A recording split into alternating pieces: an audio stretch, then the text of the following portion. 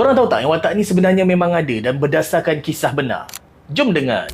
Nama dia Edward Theodore Gain dan orang panggil dan kenal dia sebagai Ed Gain. Lahir pada tahun 1906 dekat Wisconsin. Dia membesar dengan mak dia, Augusta Gain, seorang wanita fanatik agama yang ajar dia bahawa semua perempuan dekat dunia ni kotor dan berdosa. Dan satu-satunya perempuan suci dekat dunia ni adalah mak dia sahaja. Ayah dia pula kaki botol. Abang dia pula Henry Gain mati dalam kebakaran yang pelik pada tahun 1944. Orang kata dia relate dengan Ed Gain juga, tapi benda ni masih belum ada bukti. Lepas tu Ed Gain ni dia tinggal dengan mak dia je sampailah pada tahun 95 bila mak dia meninggal, hidup dia mula berubah. Dia mula hidup menyendiri dekat kawasan sunyi dekat Plainfield. Dia tak berkahwin, tak bercampur orang dan rumah dia makin lama orang perasan makin busuk. Tapi orang sekitar cuma anggap dia sebagai seorang lelaki yang pelik je, tak ambil serius pun hal dia. Sampailah pada 16 November 1957, seorang wanita bernama Bernice Warden dilaporkan hilang. Polis buat carian dan jejak terakhir perempuan ni membawa ke rumah Ed Gain.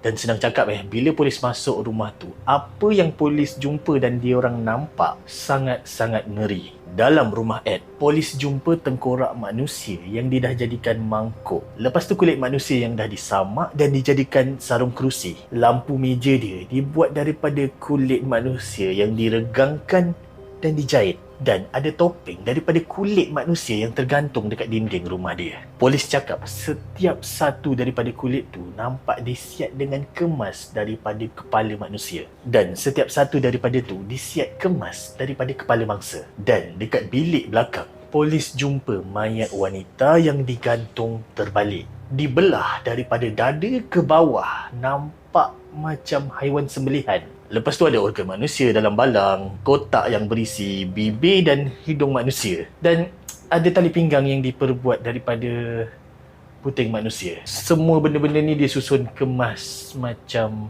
dia buat koleksi lah. Dan bila dia soal siasat, Ed mengaku, tapi dia cakap tak semua koleksi dia tu hasil daripada pembunuhan. Kebanyakan dia dapat daripada kubur. Dia gali balik mayat perempuan yang baru ditanam, khususnya yang rupa nampak seiras dengan mak dia. Lepas tu dia potong kulit dan bahagian badan tertentu.